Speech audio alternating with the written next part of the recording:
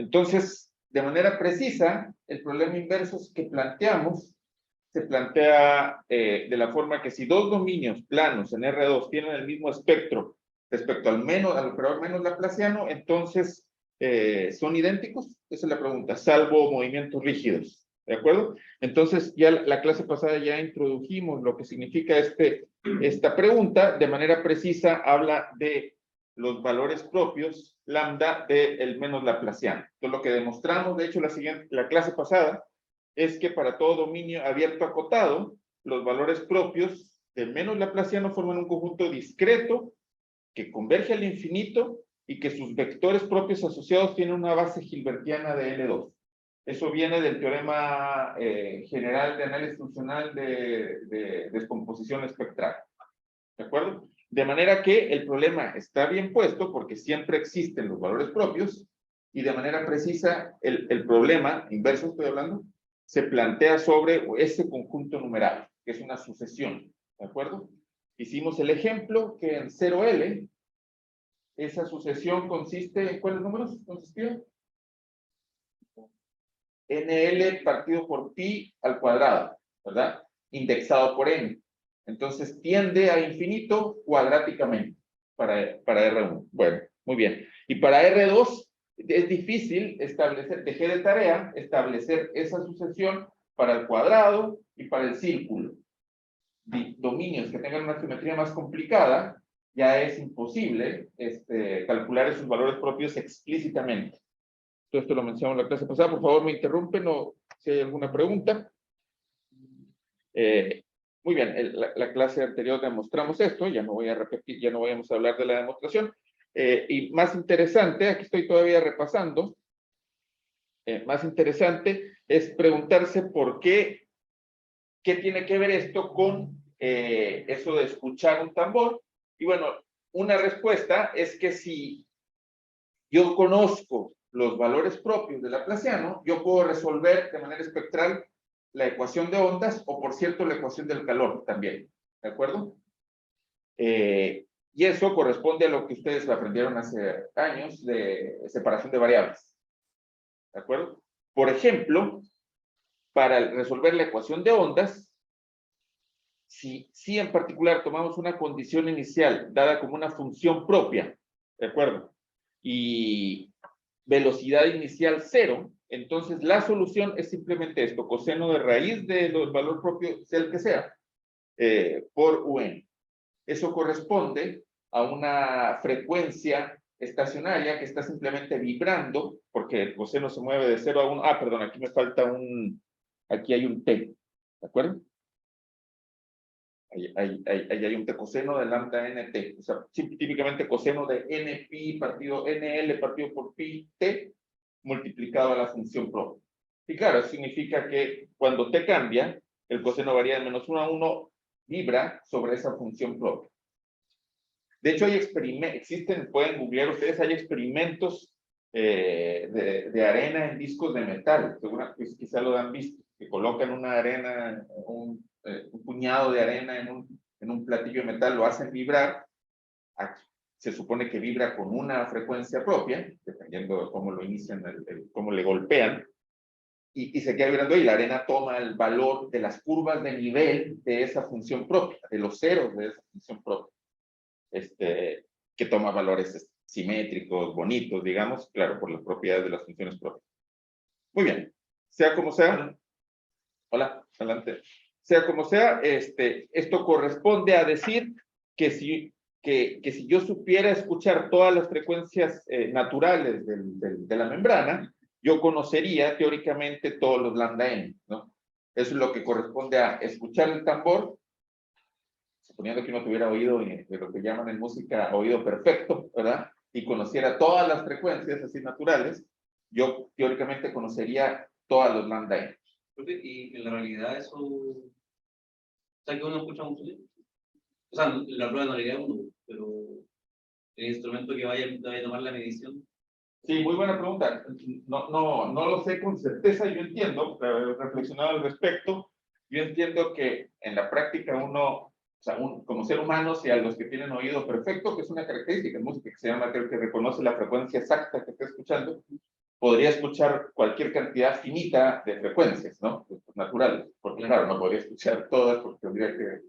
Pero eso es lo que creo. Ahora, los experimentos, y el mismo problema se pasa con un artefacto de estos que te descubren cuál frecuencia es, bueno, que hay en internet. Ustedes pueden bajar una aplicación en su celular para que les diga cuántos hertz es cierto sonido. Yo entiendo la principal limitante de la realidad sería el número, creo, sería el número infinito de frecuencias, porque tendría que ser un número infinito de experimentos, ¿cierto? Tendría que conocer todos los lambda n. Eso creo es la principal limitante de este problema planteado, digamos, físicamente. Ok, así todo el problema matemático persiste, está bien planteado, todo conociendo todos los lambda n, pero hay que tener en cuenta eso, muy buena pregunta, hay que tener en cuenta que son un infinito de lambda n. Se puede conocer el dominio, vimos en dimensión 1, justamente por lo que ya dije, el problema se plantea directamente, o sea, se resuelve directamente, el análogo en dimensión 1, porque si conozco un solo valor propio, ya conozco el L, porque el L está metido en todos. Recuerdan que aquí era simplemente porque la demostración es simplemente porque lambda n es, lambda n era ¿qué? Es n pi partido por L al cuadrado. Entonces con el lambda 1 basta para despejar L.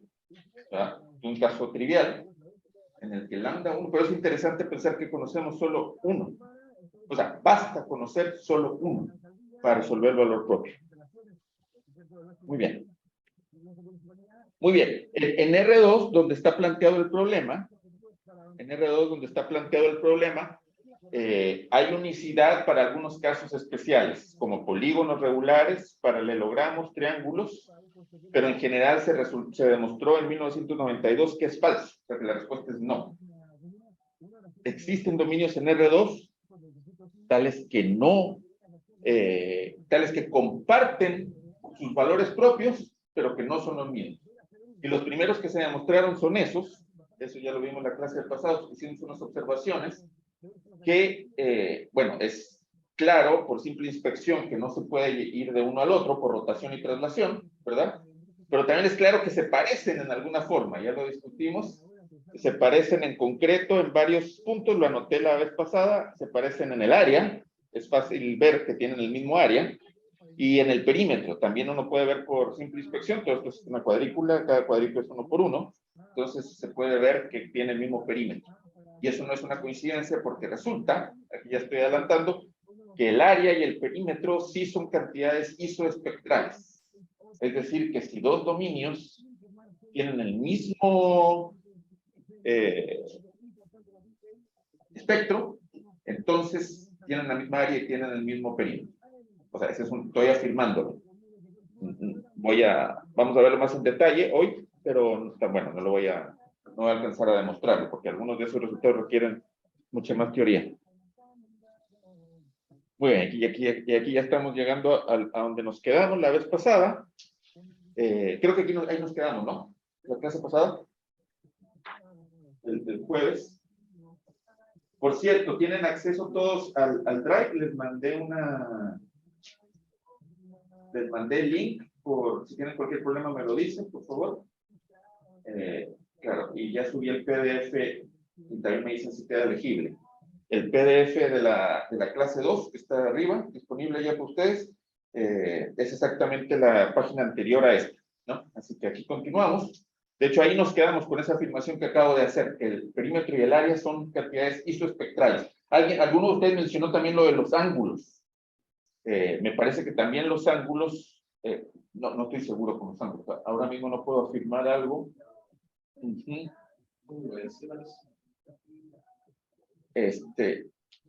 No, claro, los ángulos también son una cantidad isoespectral. De hecho, lo vamos a ver en la demostración que vamos a ver, o al menos que vamos a empezar a ver hoy.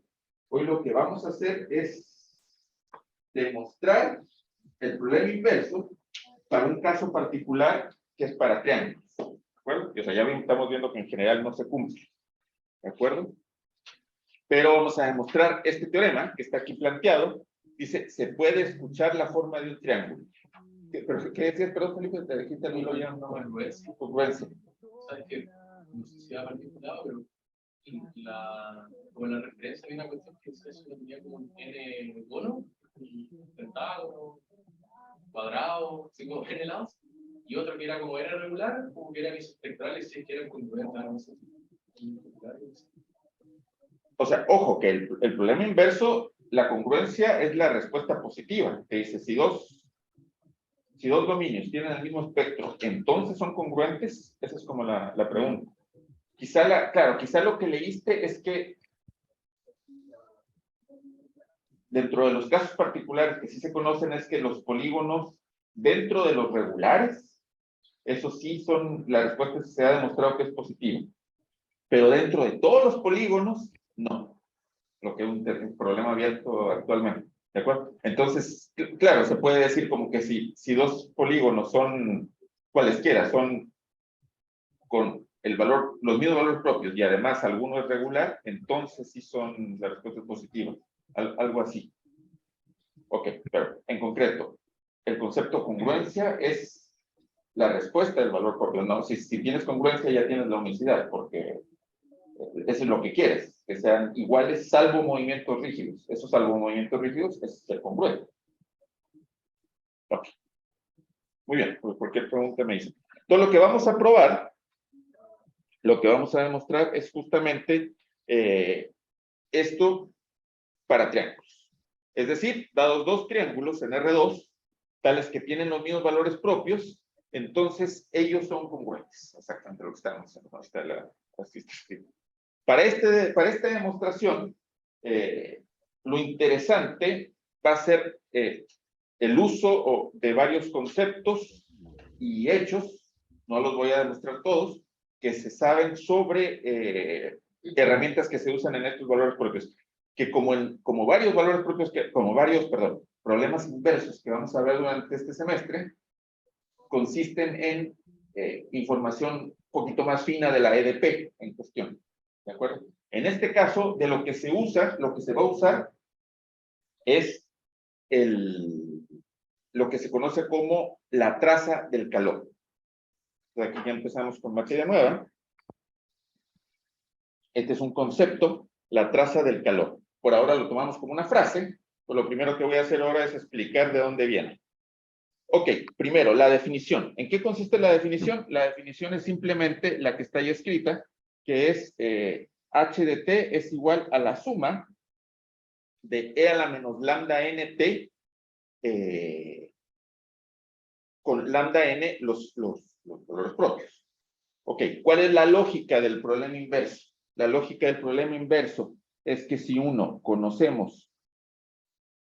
conocemos los lambda N, queremos determinar el omega, ¿verdad? Pero entonces el paso intermedio que vamos a hacer es, conocemos los lambda n, entonces por lo tanto conocemos h, ¿verdad? Y si conocemos h, eso está claro por la definición, ¿verdad? Entonces si conocemos h, lo que vamos a demostrar es que conocemos omega. Que conocemos omega significa que conocemos el triángulo. Ojo, a priori sabemos que es un triángulo. Entonces, el conocer omega significa conocer sus lados o sus ángulos, ¿no? Ahí vamos a recordar algunos teoremas clásicos de geometría de congruencia. Basta dos ángulos de un lado o algo así, ¿no? Muy bien. Ok, antes de continuar a la siguiente, voy a escribir aquí una observación. ¿Cómo se comporta H de T? H de T, como si los lambda n, bueno, como es una función exponencial y los lambda n son positivos, esto converge para todo t, ¿cierto? Para todo t positivo,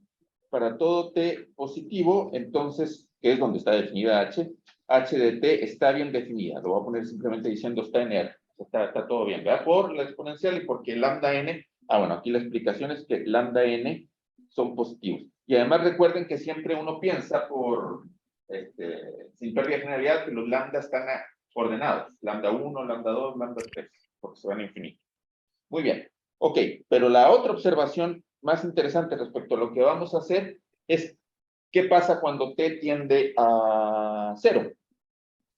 Si t tiende a 0, entonces h de t, ¿a dónde converge? Compañeros.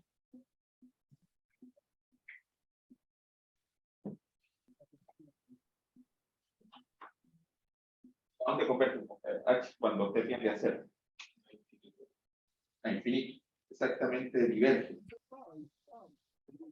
¿Por qué?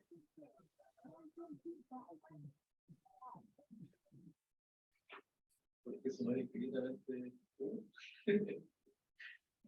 Exactamente, sí, simplemente por eso, porque cada exponencial, si bien decrece rápidamente, cuando t crece, en 0 parte del 1, ¿verdad? Entonces, simplemente una suma que no converge, ¿de acuerdo? Entonces, siempre esto converge a más infinito.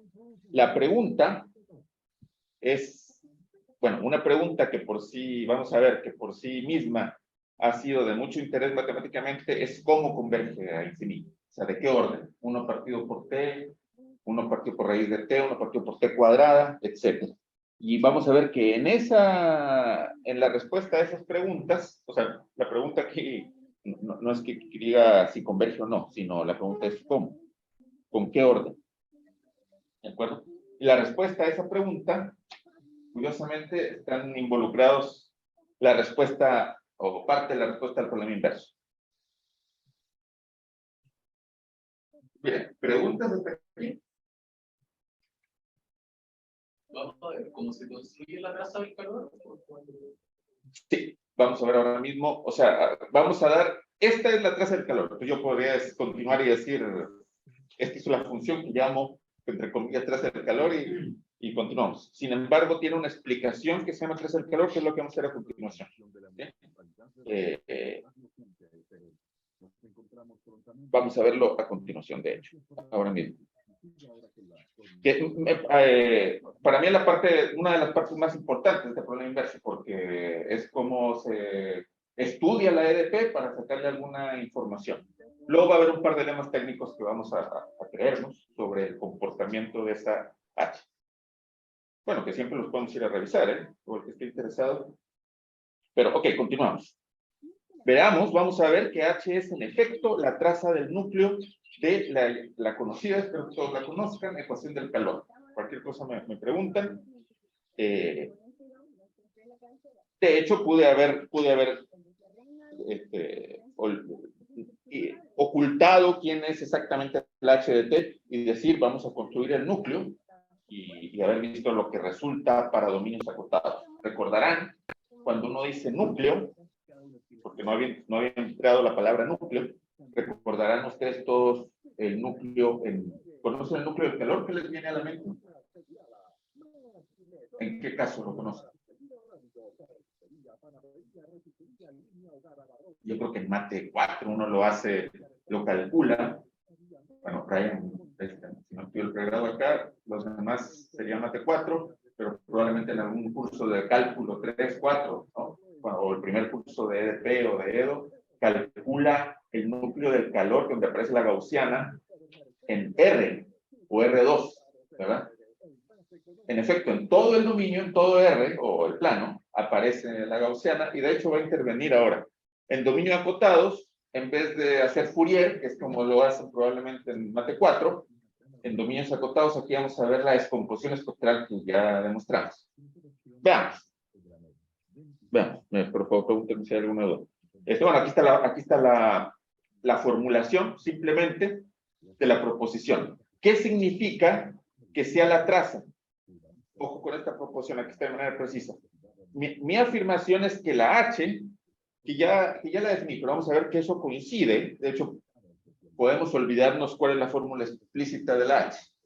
Vamos a pensar que la H es la traza. ¿Eso qué quiere decir? Que, ojo, que H es la integral en HT de I de I. Estamos poniéndole la misma coordenada, donde H es el núcleo de la ecuación del calor. ¿Qué quiere decir que sea el núcleo? Quiere decir que U de X es esta integral. que esa integral es la solución de 4 con condición inicial U0. Esa es la función de núcleo, ¿verdad? Yo le agarro la condición inicial, le aplico este núcleo, es un kernel integral, ¿verdad? Un núcleo integral, porque está actuando sobre el integral, que evoluciona con el tiempo y que es xy, una variable está integrando y la otra está viva y queda la función, y eso resuelve la ecuación. Entonces aquí justamente tengo la siguiente afirmación, que es lo que estaba diciendo yo, que es, puedo ocultar eso, perfecto, que es que para todo el plano, bueno, aquí lo puse en general en Rn, pero en particular nos interesa el plano porque nuestro problema es bidimensional. En todo el plano, o en general en todo el espacio euclidiano, el núcleo es esto. Y se encuentra, bueno, ya lo dije, pues se encuentra vía transformada de Fourier. ¿Todos lo recuerdan? Quizá no recuerdan la fórmula explícita, pero es un ejercicio que bueno, lleva algunas cuentas, pero vía Fourier se encuentra este núcleo. Si este núcleo lo meten aquí, integran en todo R2, les da la solución de la ecuación del calor. ¿Sí? Ok. Ahora, eso es explícito porque está en todo el plano. ¿Qué pasa en un dominio cualquiera? ¿Qué pasa en un dominio cualquiera? Bueno, veamos qué pasa. Vamos a hacerlo vía la descomposición espectral. Pero aquí es importante, ¿hay preguntas, comentarios? Repito, ¿qué estamos afirmando? Estamos afirmando que voy a encontrar el núcleo, o voy a demostrar que existe, y vamos a definir H como H minúscula como esa integral. Comentario. ¿De dónde viene la palabra traza? ¿Por qué creen ustedes que se usa la palabra traza? Le hace ver como especial, ¿no? Ya no, o sea, las definiciones, lo que vamos a usar están ahí. Lo que falta probar, que es lo que afirma esta proposición, es que definiendo esto, coincide con esa misteriosa función de suma exponencial. Eso es lo que está afirmando aquí, ¿de acuerdo? Tomamos núcleo, lo integramos así y me va a quedar esa afirmación. Lo voy a mostrar. Ok, ahora, lo que yo le estoy preguntando en este segundo, con este último estoy diciendo que no va a entrar nada más. Que si, no, eso, lo que se va a calcular es esto. H mayúscula y H y va a coincidir con eso. Ahora bien, la pregunta es, ¿por qué llamamos a eso, habiendo hecho esos tres pasos, por qué creen que se llama traza? Los que están aquí o los que están conectados también pueden decir.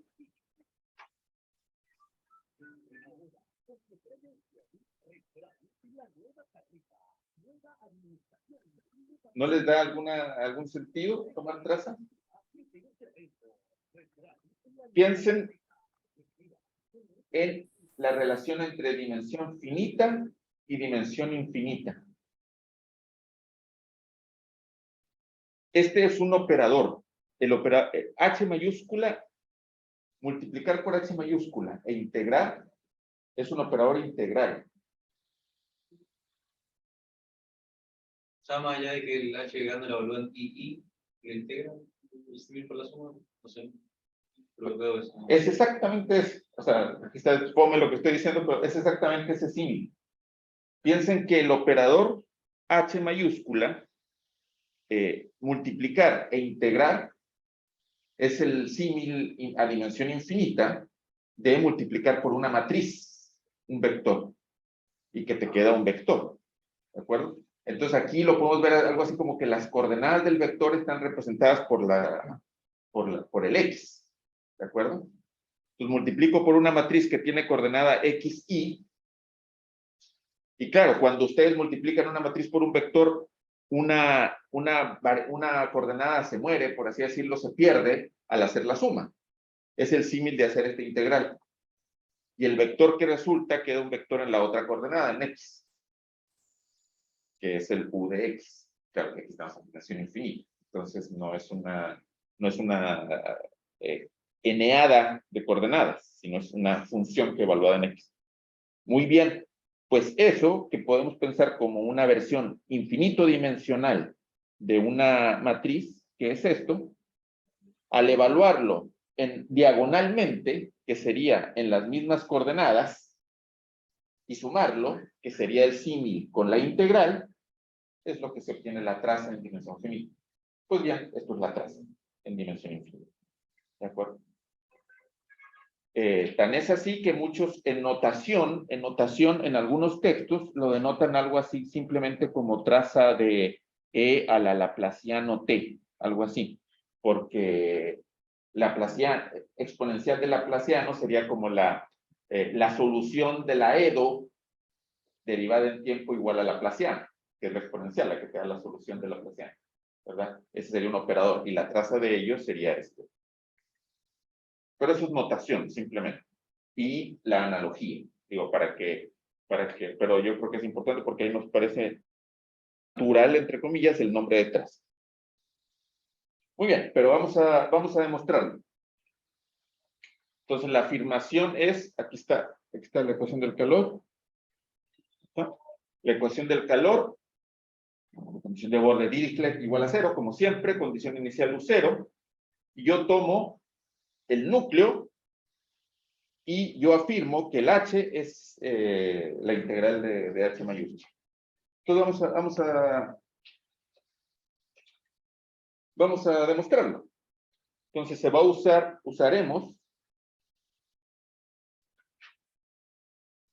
usaremos la descomposición espectral. ¿Y qué significa usar la descomposición espectral? Bueno, partamos una condición inicial no está firmada la proporción, pero es el espacio en el que vamos a estar trabajando. Y nosotros sabemos dos cosas. Sabemos que si la condición inicial es una función propia, entonces la solución es simplemente algo como el exponencial, ¿de acuerdo? Y sabemos una segunda cosa, que es que las funciones propias son una base de Hilbert. Es decir, de manera concreta, entonces tendríamos que U0 es una suma en Hilbert que converge en la norma que da por el espacio de Hilbert de las UN, donde la UN es las funciones propias.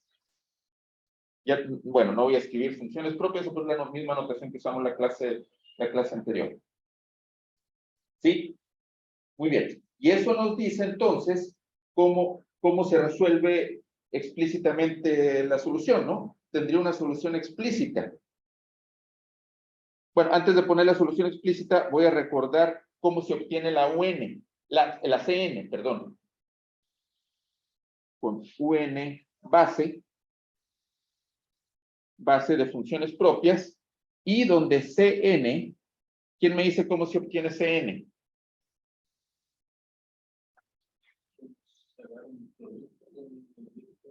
Exactamente, CN es los coeficientes de Fourier. Entonces simplemente sacan haciendo producto escalar. Es exactamente el análogo a una base ortonormal en Rn. Entonces CN es la integral en omega de UN de X, U0 de X de X. ¿De acuerdo? Y aquí ya me empieza a traicionar la alta sensibilidad de esta pizarra.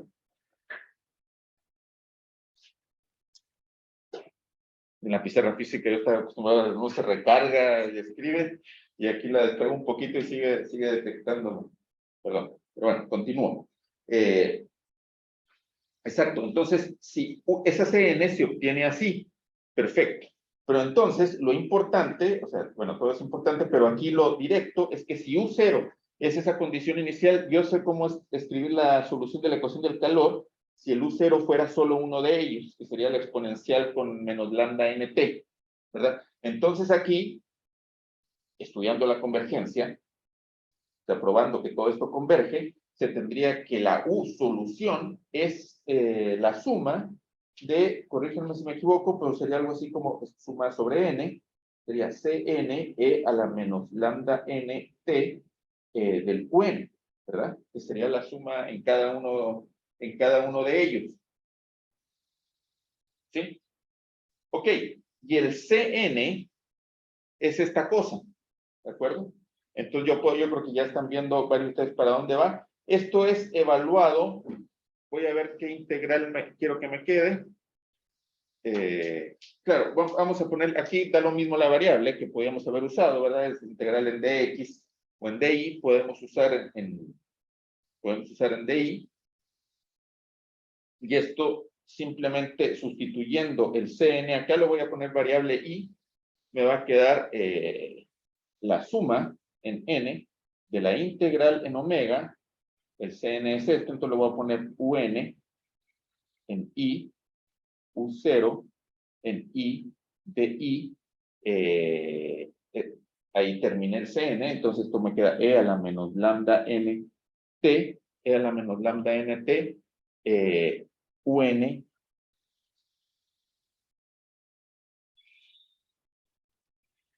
de x, ¿verdad?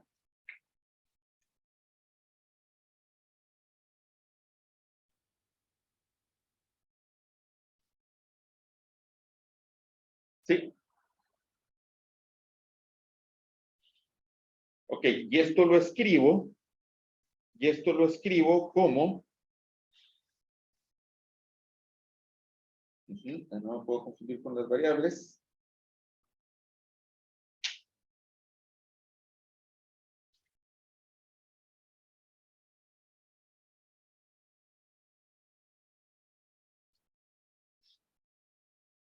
Esto lo escribo como, dejo esta fuera, ¿correcto? Y aquí me queda simplemente la integral, ya lo ven, ¿verdad? La integral, y bueno, estudiando la convergencia, para poder, cómo uno intercambia integral con suma, estudiando que todo esto converge. Pero bueno, está bien que se cumple en este caso el teorema de convergencia necesario. Aquí tendríamos que esto es la integral, dejo esto afuera, entonces aquí me queda de la suma de n de e a la menos lambda nt, de lo e a la menos lambda nt de un de x por un de y todo eso multiplica a este que dejé al último, es mi condición inicial, todo esto integrado en DI. ¿De acuerdo? Entonces eso, compañeros, es la expresión en forma de kernel integral. Porque escribí la solución, esta es una U de X. Entonces esto que queda aquí no es más que, o sea, notación, no es más que mi H de T, X, Y. ¿Verdad? O sea, he escrito U como alguien contra la condición inicial integrado. Entonces, por definición, eso es el kernel. Entonces, por definición, estoy aquí. Es esto, ¿no? Es esto. Esta es la condición inicial de la ecuación y por lo tanto yo tengo mi H de T. Muy bien, de manera espectral. Entonces, esto es muy sencillo porque tengo toda la herramienta de la descomposición espectral. ¿De acuerdo? O sea, ya es explícito hasta cierto punto, porque claro, la descomposición espectral te da que existen las funciones propias, pero como ya lo hemos dicho, determinarlas explícitamente en cada caso es difícil. Pero bueno, es muy bonito porque tengo toda la herramienta de la descomposición espectral en espacios de Hilbert. Muy bien. Entonces, hasta ahí ya determiné el núcleo. Entonces, tengo que H es el núcleo o kernel, ¿verdad? Y entonces ya puedo determinar su traza. Su traza es simplemente, entonces, H de T, definido como su traza, ok, ¿qué es esto? Es la integral en H, en X, o sea, en T, I, de I, en omega, no es más que, bueno, la integral de todo eso, ¿verdad? Evaluando el II. La exponencial no depende, ya vieron que queda, ¿verdad? La exponencial no depende del I, entonces esto me queda la suma en n, e a la menos lambda nt, por la integral de u n de x, cuando x es igual a i. Entonces aquí sería u de i, un de i, o sea, un de i al cuadrado en omega de i. Entonces, por la ortonormalidad de las funciones, aquí ya se usó la ortogonalidad y acá estamos usando lo que es ortonormal, exactamente. Entonces esto es 1 Esto es 1 y esto es simplemente la suma de E a la menos lambda NT, que es exactamente lo que se había afirmado, ¿verdad? Entonces hemos demostrado que la traza del núcleo tiene exactamente esa forma. ¿Sí? ¿Preguntas hasta aquí?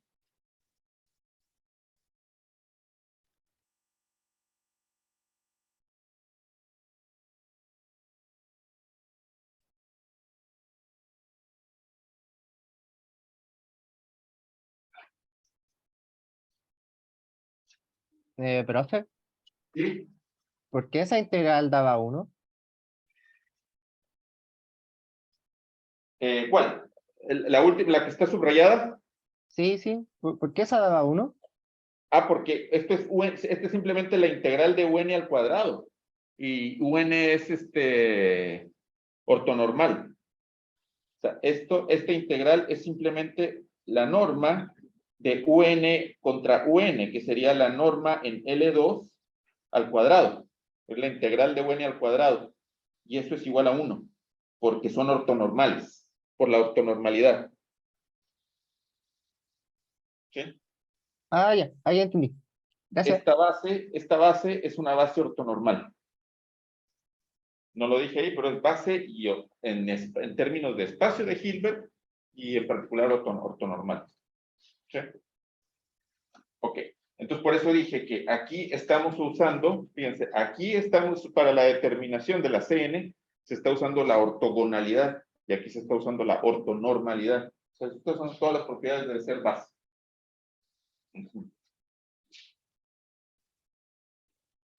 Muy bien. Entonces, sí. Ahí pensamos que o sea, todo esto era como válido si un cero era L2. ¿Se puede hacer como si pertenece a otro espacio? Muy buena pregunta.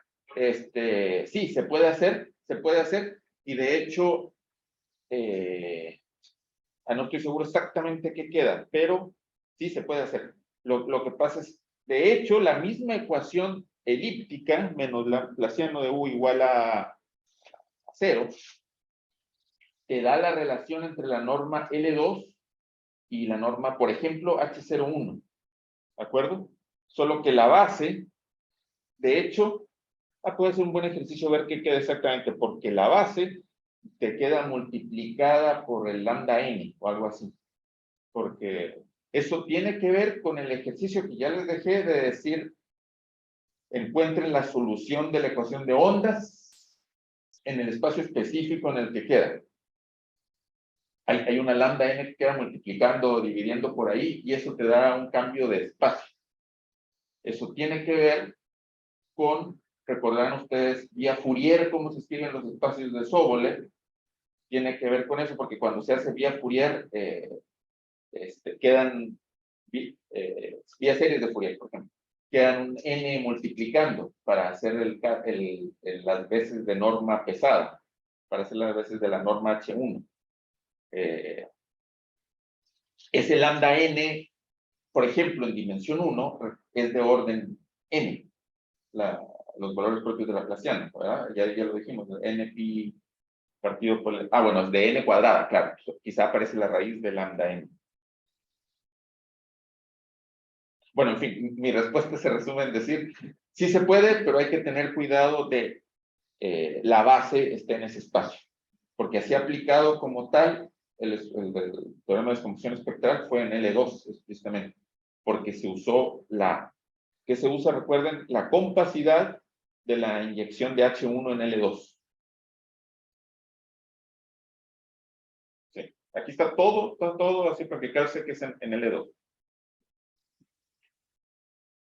Muy bien, sí, buenas preguntas. ¿Más comentarios? Si no, continúo.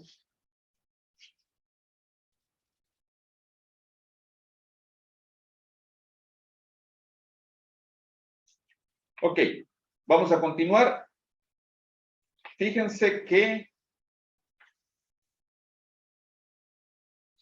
una cosa, fíjense, lo voy a poner como observación en la siguiente la siguiente página, sin embargo, ya podemos ver,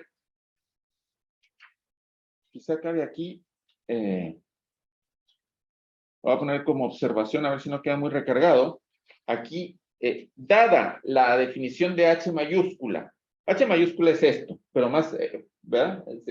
Pero en realidad es una representación, por lo que ya dije, el teorema de descomposición espectral, pero en realidad lo que hace H es esto, es su capacidad, estoy señalando aquí esto, ¿verdad? Su capacidad para representar las soluciones. Entonces, pensemos quién es H de T I I. H de T I I es como evaluar el H en X, ese que acabo de señalar ahí, involuntariamente, en X igual a I, ¿verdad? ¿Cómo se evalúa? Pero ojo, aquí estamos integrando. Entonces, H de T I I sería algo así como hacer la integral. ¿Cómo lo escribo? Lo que pasa es que aquí está la... Sí, aquí, perdón, me conviene más escribirlo en H de TXX. Da lo mismo las variables, pero ya como está escrito aquí esta integral, yo puedo escribir, está integrado en I. Entonces yo puedo escribir H de TXX como haber hecho esta integral y evaluarla ahí simplemente en X. Eso corresponde a integrar por una función o más bien una distribución especial. ¿De qué distribución estoy hablando? La distribución que les da simplemente una evaluación. La delta de Dirac. Eso corresponde a algo así como, de hecho, corresponde exactamente a esto, a evaluar la delta de Dirac concentrada en X en la función que está ahí arriba, en la función H de T, X, Y, e integrar en I. Lo voy a poner ahí como una uso de notación. Integrar ahí como está justamente en la línea de arriba, ¿verdad? Es eso, tal cual. Eso es decir que esta, la traza, es solución de la ecuación del calor con condición inicial. Esto es solución de la ecuación del calor con condición inicial U0 igual a lo que pusiste aquí. Eso creyéndonos que esta representación integral también se vale en distribuciones. Pero sí, haciendo las definiciones precisas, sí se vale. Entonces, si ustedes resuelven la ecuación del calor con condición inicial igual a una delta de Dirac concentrada en un punto, lo que obtienen es justamente, no la traza, sino el paso anterior, el H mayúsculo. ¿De acuerdo? Entonces, como quien dice, el H mayúscula y por lo tanto el H minúscula, que es su integral, me proporcionan conocimiento del dominio cerca de un punto, ¿de acuerdo? Cerca de un punto. Entonces, eso me da, eso simplemente para explicar así medio intuitivamente, que esto nos da una idea de que H va a recuperar la geometría del dominio, para lo que pasa cerca de cada uno de los puntos. Ok. Entonces, lo que vamos a hacer ahora es explicar eso de manera precisa. ¿Qué información de la geometría me da el H minúsculo? Bueno, empezamos diciendo que por definición, H de T es un invariante. Se fue el tiempo rápido. H de T es un invariante espectral. ¿Por qué es un invariante espectral? Es una cantidad que es invariante espectral. ¿Por qué? Pues porque simplemente depende de los lambda n. Es lo único de lo que depende. Y ese es el espectro. Así que es por construcción un invariante espectral. Entonces, estudiamos el núcleo porque a la postre sabíamos que nos iba a dar esto, ¿verdad? Muy bien. ¿Y qué propiedades del dominio aparecen? Bueno, de manera precisa, las propiedades que aparecen son, y aquí vienen algunos resultados que no voy a demostrar, que son bastante profundos y bastante interesantes, algunos bien clásicos. De hecho, no sé si algunos de ustedes lo conocían. Me dicen, por favor, si conocen alguno de estos. Uno es la famosa ley de Weil, famoso matemático de la primera mitad del siglo XX, que demostró que ojo, aquí estamos en R2, estamos en omega, subconjunto de R2. Demostró que el límite de n partido por lambda n es el área, esto es el área, notación, bueno, más o menos clásica, en muchos textos, partido por 4pi. ¿Sí? O sea que el lambda n crece de manera lineal y con esa pendiente, digamos, con ese factor. ¿Sí? De ahí se puede demostrar, qué pasa con el H minúscula. El H minúscula va a converger a 0, que ya lo había planteado yo, que es lo que nos interesa, de esta forma. Eso, bueno, puede quedar como un ejercicio, pero lo voy a demostrar ahora, una demostración, bueno, un poco, la idea de una demostración es regresar a demostrar esto. Estoy afirmando esto. Ya de aquí hay tremenda información. Quizá me detengo antes y aquí me estoy afirmando que H, cuando T converge del orden 1 partido y exacto comportamiento. ¿Sí? Puede tener, hasta esa afirmación, tener después otras componentes, pero que crecen más despacio. Si afirman eso, lo que pasa es que aquí, bueno, no está el teorema explícito, pero si uno les afirma eso, lo que les está diciendo es que no puede haber alguien de la forma C partido por, qué sé yo, T cuadrada, ¿verdad? 1 partido por T cuadrada converge más rápido, se dispara más rápido, por supuesto, ¿verdad? 0. Bueno, lo que están diciendo es que no hay alguien como este. Sí puede haber alguien de la partido, y de hecho lo hay, C partido por raíz de T. Y de hecho lo hay, y eso lo vamos a usar. Esto podría haber, pero hasta aquí lo que está diciendo es que el orden de explosión más rápido es ese. Y exactamente norma partido por 4 pi t.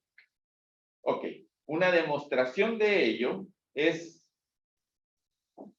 para hacer una demostración autocontenida o con elementos que uno conocía bien, es usar el núcleo del calor en todo el plano. El núcleo del calor en todo el plano les queda eso. Esa es la fórmula que ya sustituí n igual a 2 aquí. ¿De acuerdo? Entonces, suponiendo, bueno, ya sabiendo esta demostración es solo la idea de una demostración porque hace uso de un principio bien profundo que hay que usarlo con mucho cuidado, que es el principio de localización. Principio de localización.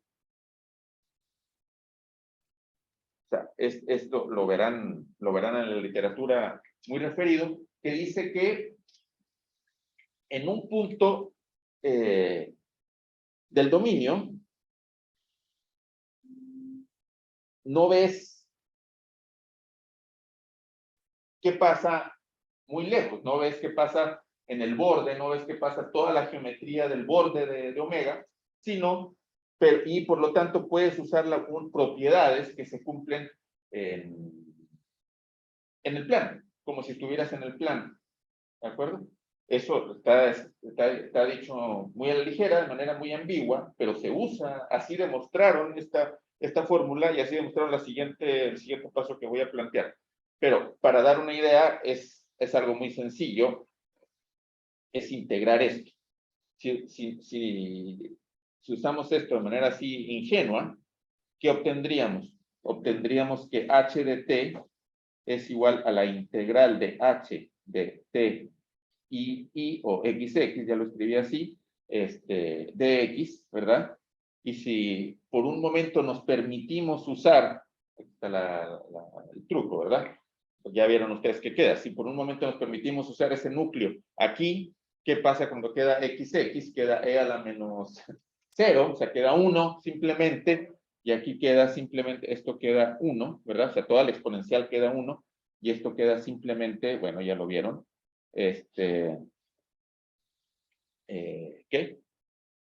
1 partido por 4 pi t, esto no depende del x, por la integral en 1 de x, y si, de hecho, localmente eso es así, tal cual. El truco que aquí estoy ya dejando de demostrar bien es cómo puedo pasar de localmente a toda la integral en omega. Lo que pasa es que sí se puede, más otros términos de error, ¿de acuerdo? Entonces, otros términos de error son más pequeños que 1 partido por t. Y eso es bueno, eso es lo que no estoy demostrando. ¿De acuerdo? Pero haciendo esto, ya vieron todos ustedes, ya se ve directamente que queda simplemente, bueno, aquí me queda lo que salió de la integral, Muy bien, y aquí simplemente queda el área, ¿no? Esto es simplemente el área por 1 partido por 4 pi t, ¿verdad? Y esa es la idea de la demostración. Entonces, bueno, como les dije, aquí no es exactamente eso, sino eso más otros términos, pero que se prueba que son más pequeños. Bueno, y eso así lo demostraron históricamente usando el principio de localización. Y eso es la demostración de que aquí aparece, todo parece indicar, o sea, no parece indicar.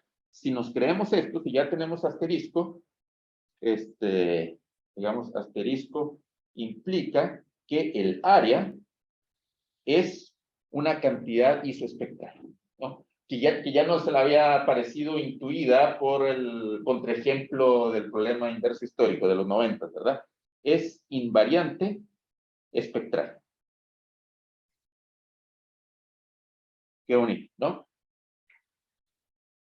Muy bien. Si hay preguntas, comentarios, usted acaba los 45, ¿verdad?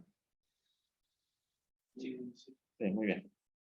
Pero ahí, o sea, entiendo que sea un invariante espectral, pero como para la ecuación de calor, ¿no? Eso que, en realidad es como algo que se absorbe también para la de onda.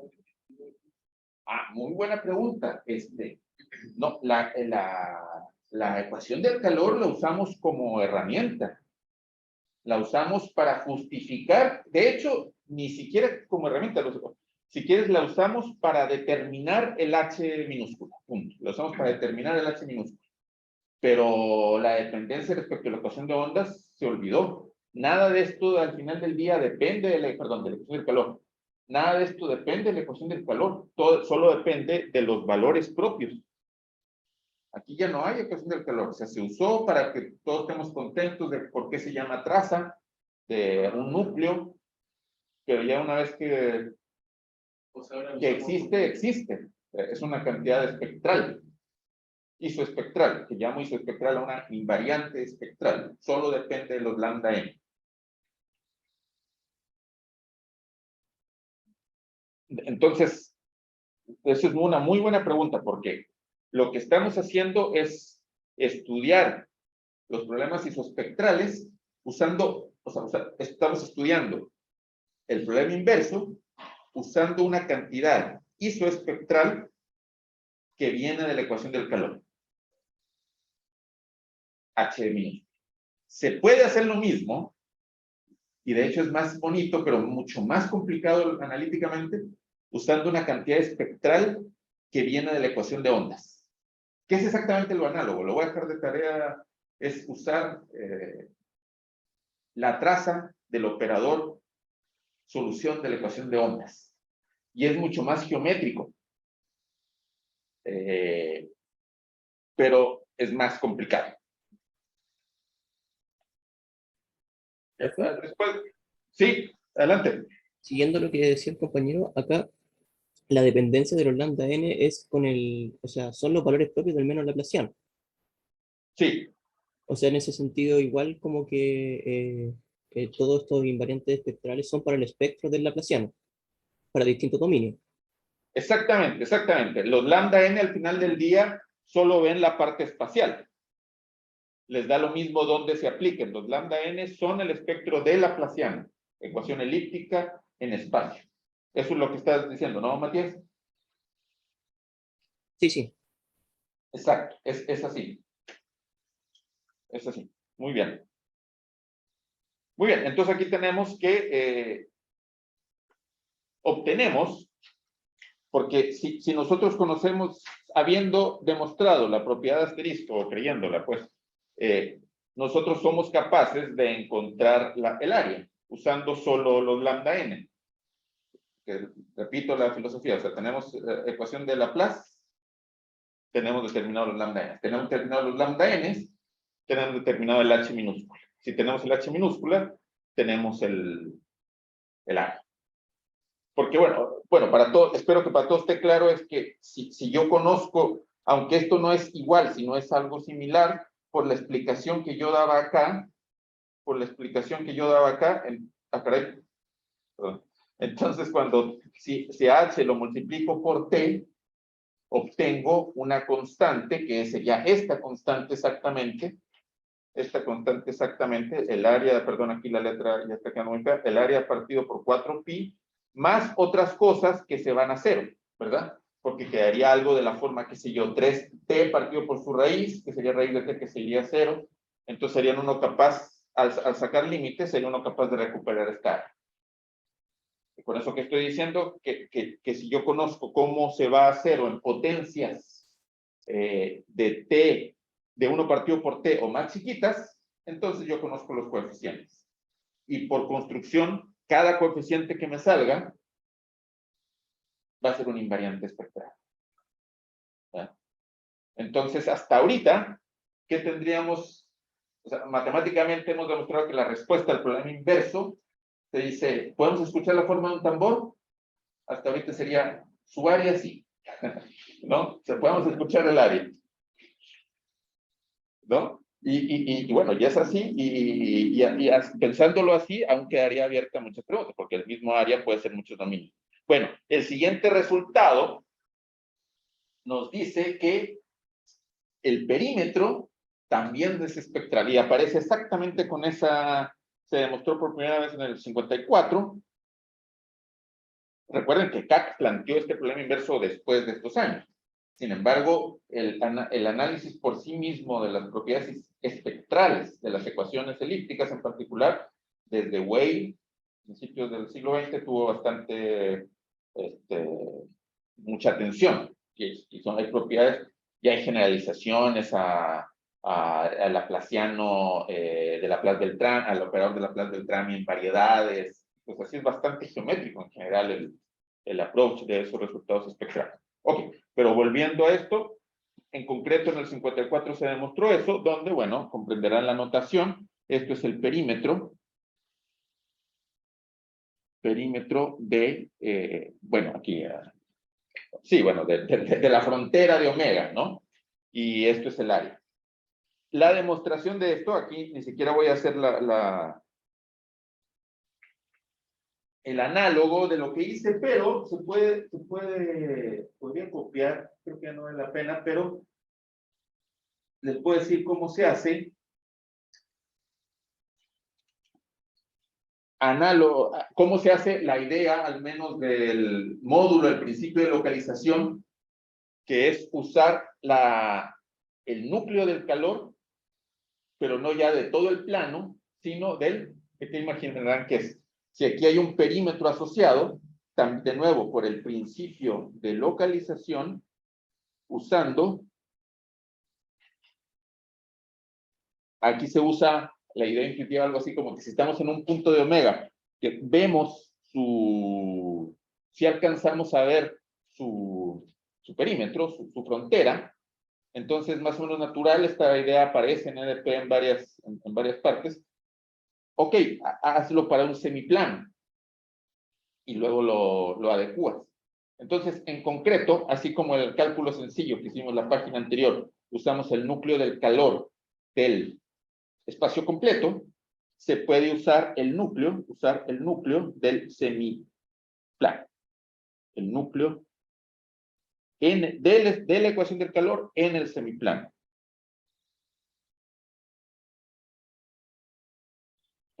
Si hacen eso, explícitamente, bueno, no vale la pena, pero aquí lo tengo, lo pueden consultar rápidamente. También aparecen unas exponenciales, partido por 4t, pues aparecen varias, de manera que cuando uno lo calcula, se suman y queda la longitud multiplicado por eso, algo así. Bueno, no lo voy a escribir, pero resulta que, solo para que sepan que así se hace, así se puede hacer, usando de nuevo, hay una parte bien, que hay que hacer con cuidado del principio de localización, y quedan un término de orden raíz de t, ojo, ahí está raíz de pi t, este es el orden de raíz de t. Y les queda eso. Entonces, de nuevo aquí, por lo tanto, que hemos demostrado hasta este paso, que el perímetro es también invariante espectral. Entonces, hasta ahora podemos escuchar el área del tambor y el perímetro, ¿no? Y bueno, interesante porque desde el punto de vista genérico es todo lo que se tiene. nos lo dice el contraejemplo de los 90, ¿verdad? O sea, en general, es todo lo que se tiene para dominio en general, el área y el perímetro. Poco más que eso. Y el poco más que eso tiene que venir por casos específicos. Entonces, un caso específico que les planteo, que pienso ver en detalle, es este. No la demostración de esto, sino usarlo. De nuevo, esa traza del calor, si... Aquí creo que me falta un T, no estoy seguro. Bueno, ahora lo reviso. Si el dominio es tal que su frontera es un M-ágono, entonces H de T se comporta así, cuando T se va a cero. Los dos términos que ya conocíamos y una expresión explícita que consiste en los ángulos internos. ¿De acuerdo? Aquí estoy, algo así, ¿verdad? No tiene que ser regular, pero es algo así, y aquí obviamente hay un número finito de ángulos, y lo que me están diciendo es que se cumple esto. Previo a esto, históricamente hay una discusión, análisis completo de qué pasa si los dominios son suaves totalmente, si tienen una esquina, si solo tienen esquina y ninguna curvatura, y hay un análisis, es todo un área de estudio que, por ejemplo, tiene que ver con la curvatura, muy intrínsecamente, la curvatura tanto del objeto en sí, si está en una variedad, como de los lados, si es que no son aristas planas como el de este caso. ¿Ok? De hecho, se estudiaron primero y eventualmente hubo resultados que dijeron, bueno, si hay una esquina, se cumple algo así, y alguien dice, si solo hay esquinas, se cumple exactamente esto. El caso de un M-ágono. Ok, esto no lo vamos a demostrar, pero sí lo vamos a usar. Y para nuestro caso, entonces, en lógica de problema inverso. Lógica de problema inverso. ¿En qué se traduce nuestro problema inverso? Nuestro problema inverso se traduce en probar la siguiente proposición. Porque, ojo, esto está claro para todos. ¿Cuál es la lógica del problema inverso? Conocemos menos lambda n. Bueno, menos da lo mismo, pero esto lo conocemos, ¿no? Eso es lo que nos dice nuestro oído perfecto, se supone, ¿verdad? Conocemos esto, entonces, conocemos H, entonces, vi estos teoremas precisos de cómo se comporta H en T igual a 0. Ojo, el hecho que estemos analizando H cuando T tiende a 0, eso coincide con lo que estaban discutiendo de que no importa la ecuación del calor, importa la situación elíptica, importa la condición inicial, ¿verdad? Solo la hacemos evolucionar una infinitesimal solo para tener una idea de la geometría. Pero ese razonamiento está interesante pensarlo cuando les deje lo que mencionaba de que también se puede estudiar otros núcleos, como el de la ecuación del nombre. Pero bien, vuelvo acá, perdón. Cuando conocemos H en T igual a 0 o donde sea, gracias a este teorema, conocemos el área, el perímetro y ahora los ángulos internos. Ah, bueno, no exactamente los ángulos internos. Conocemos esta expresión beta de alfa j. ¿De acuerdo? Entonces conocemos beta de alfa j. Ok, al parecerte un poquito rara esa beta de alfa j, pero ya estoy pasado de tiempo, se puede simplificar y ver qué queda. De hecho, hagámoslo, si me permiten 3 minutos. Simplificar un poquito esta beta de alfa j para el caso del triángulo. Si tengo un triángulo, si M es igual a 3, entonces tengo un triángulo. Veamos, a ver si me sale. Aquí me quedaría, o sea, beta sería igual a, bueno, aquí como lo escribí, aquí sería el beta de los alfa completos, ¿no? Porque es toda la suma. Entonces, beta sería, notación, esto lo estoy llamando beta, todo completo. ¿Qué me queda? A ver si me sale. Y puedo dividir por el alfa j, ¿verdad? Si divido por el alfa j, ¿qué me queda? Corrígenme si me equivoco, me queda pi, se cancela un pi, aquí me queda 24 alfa j, y acá ¿qué queda? Alfa cuadrado partido por alfa, entonces me queda alfa j partido por 24 pi, ¿verdad? ¿Sí o no? Esto es trivial, ¿verdad? Y esto me queda simplemente pi partido por 20, ya lo vieron todos, ¿verdad? Pi partido por 24, pi partido por 24, simplemente la suma de 1 partido por alfa j, y acá queda menos 1 partido por 24 pi, la suma de alfa j, pero la suma de los alfa j es la suma de los ángulos internos de un triángulo. Ojo, aquí no estoy pidiendo que sea agudo ni nada, es cualquier triángulo, ¿verdad? La suma es pi, entonces se cancela, da lo mismo, pero entonces el punto es que esto es lo que conozco, ¿verdad? Entonces, bueno, aquí termina no es la demostración de la proposición, es la demostración de que esto basta demostrar, ¿verdad? La demostración de que basta la proposición para resolver el problema inverso. ¿Sí? Y ya. Muy bien, es buen momento para terminar. Vamos a demostrar esta proposición la clase siguiente. Y con esto terminamos esta parte del problema inverso. La demostración va a ser un poquito técnica, no va a incluir nada muy complicado porque ya está súper desmenuzado. Vamos a estudiar cómo se comporta esta suma de los inversos de los ángulos usando algunos resultados de geometría y de cálculo. Vamos a mostrar que eso determina los ángulos. Y teniendo los ángulos y el perímetro, ya tengo el triángulo, ¿verdad? Porque si tengo el perímetro, no basta determinar los ángulos, porque podría ser, a priori, podría ser este ángulo o este, así que tienen los mismos ángulos. Pero como sé el perímetro, ya tengo cómo discriminar, así que ya estaría totalmente. ¿Está? ¿Preguntas?